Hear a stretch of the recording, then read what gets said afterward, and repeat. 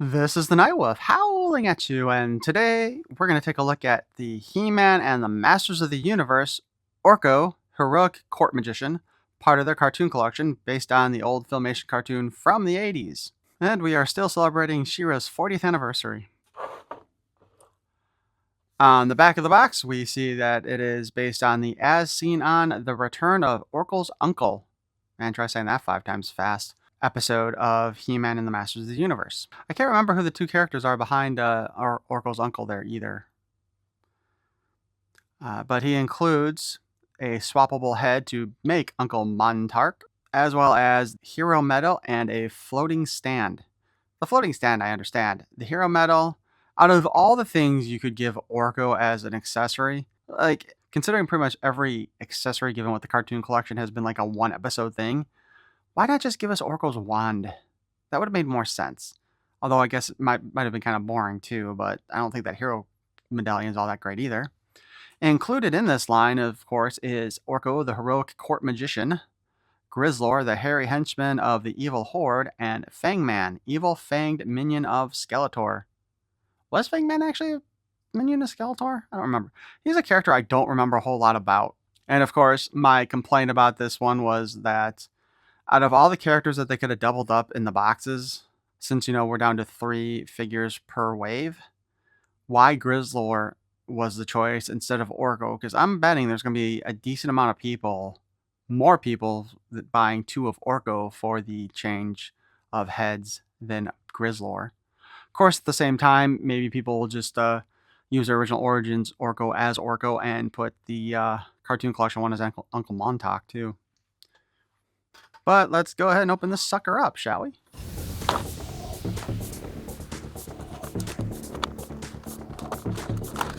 Yeah, that's a smooth cut.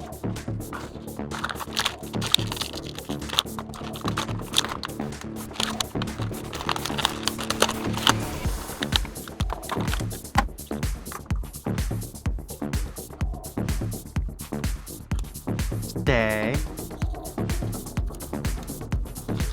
We have our little white sheet here showing the parts that come off. Hands, head, scarf, hat, and stand. And then we have our book called Future Tense, Part 4 of the Horde Invasion Saga. Isn't that the sorcerers from New Adventures He-Man? Pushing their spellcasting to the utmost limits, the most powerful mages open a rift to Etheria. Let right make might for everyone! The portal bridging the worlds was blocked by Hordak, but now the mages with great effort restored it. Relive that grim conflict in the mini-comic Horde Invasion. She-Ra, sister, we are coming! To Etheria. Where will I get a Starfleet to take on Hordax? Before He-Man enters the void, the sorceress appears.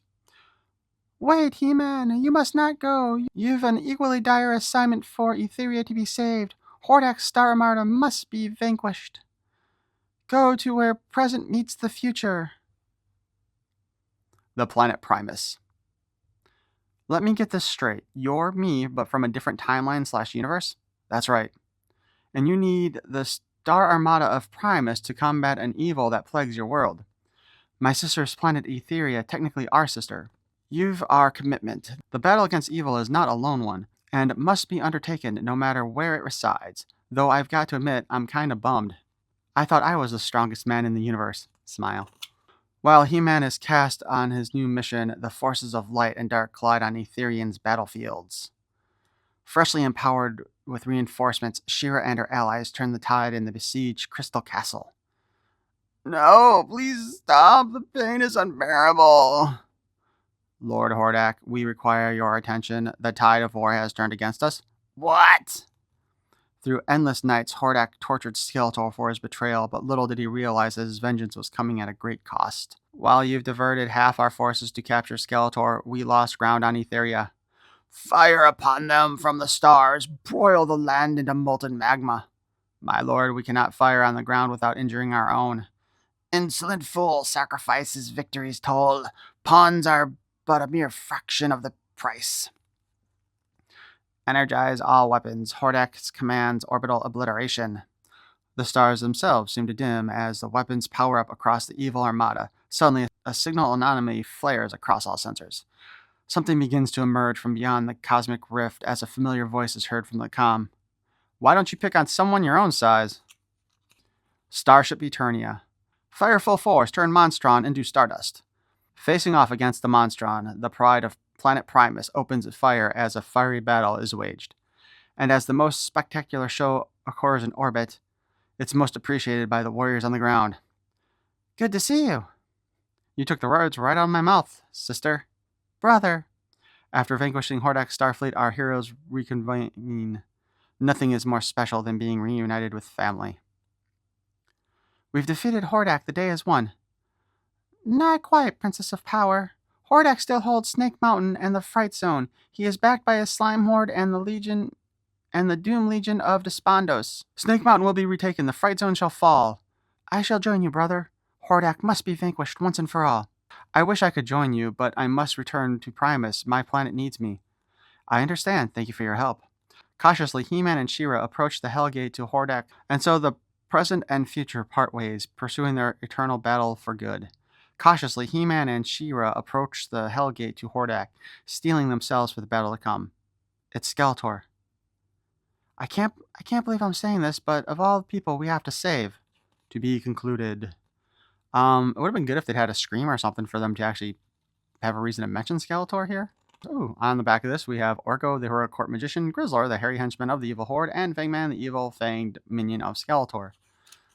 But yeah, so they showed us the future version of the sorceress from the New Adventures of He-Man, so I guess maybe she's on the line to be made now, hopefully.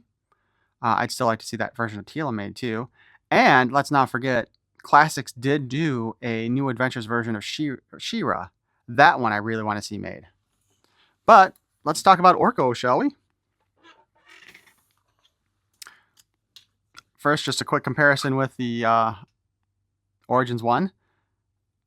Surprisingly, it does appear as if we are not reusing any parts from both of them. Even the hat designs are a little different. So, yeah, I was honestly expecting this Orko to be a lot of reuse. He is smaller than the Origins one. And I guess I would go with Orko was a smaller character in the cartoon, but his figure from the original vintage line was pretty big. So that's pretty cool. I am definitely impressed that they did it that way. Although the O being a little bit higher would probably work better with Montauk's design. We have the stand. It's just a basic stand. Unfortunately, it is not one of these really cool superposable stands that we got with Origins Orko here.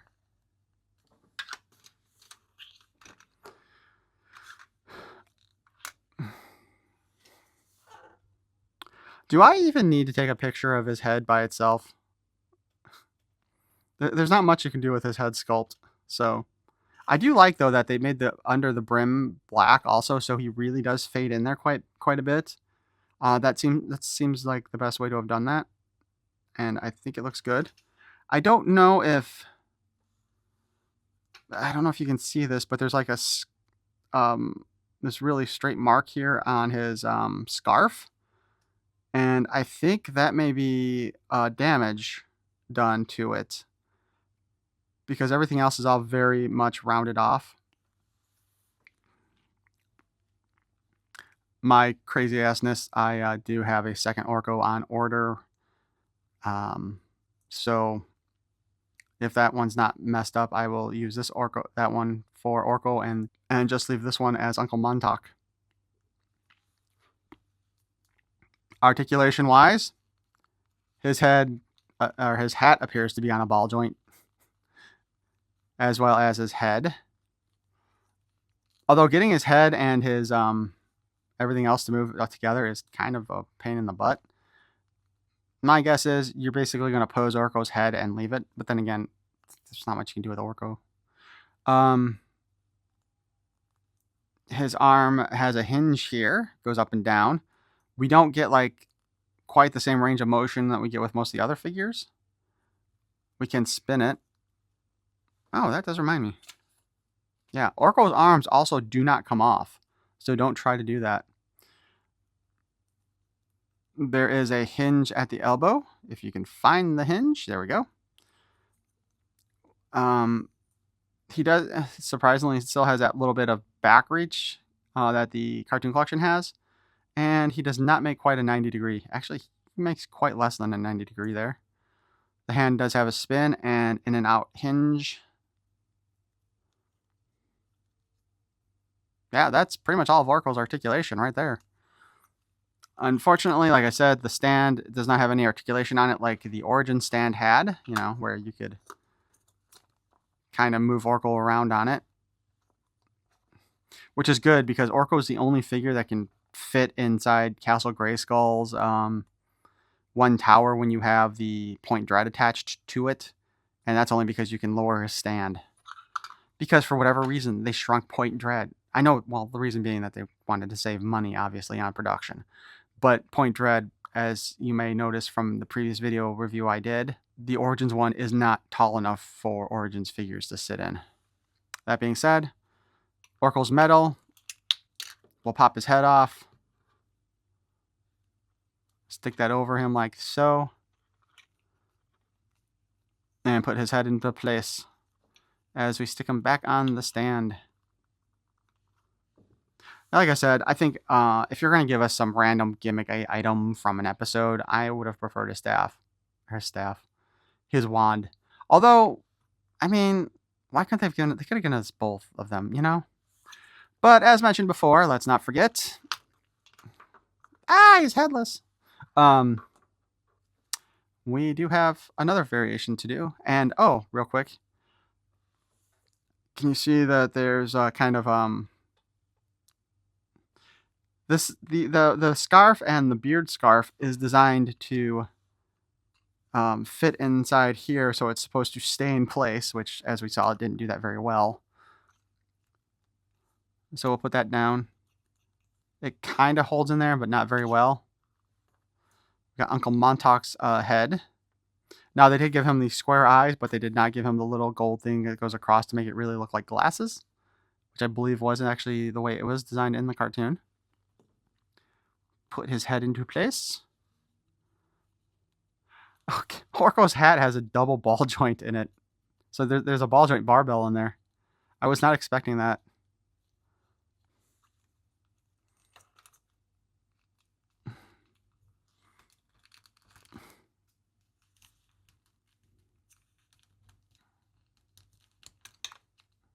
There we go. Yeah, you gotta really shift that hat around there in order to get it so you can see the eyes.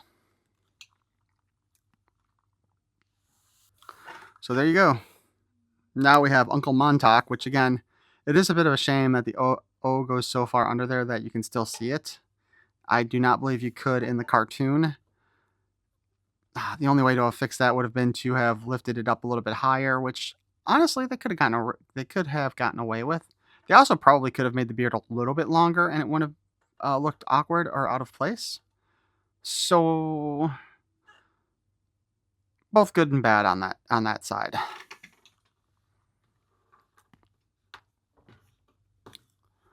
But I think overall on this figure, it's not bad. I mean, it's Orko.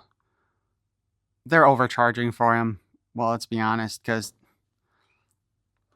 okay, basically we got two heads and a metal. He's got no legs. He's just got a stand. The stands are not expensive to produce, not like the legs would have been. So realistically, there's no reason why they couldn't have given us some additional accessories aside from the stupid metal.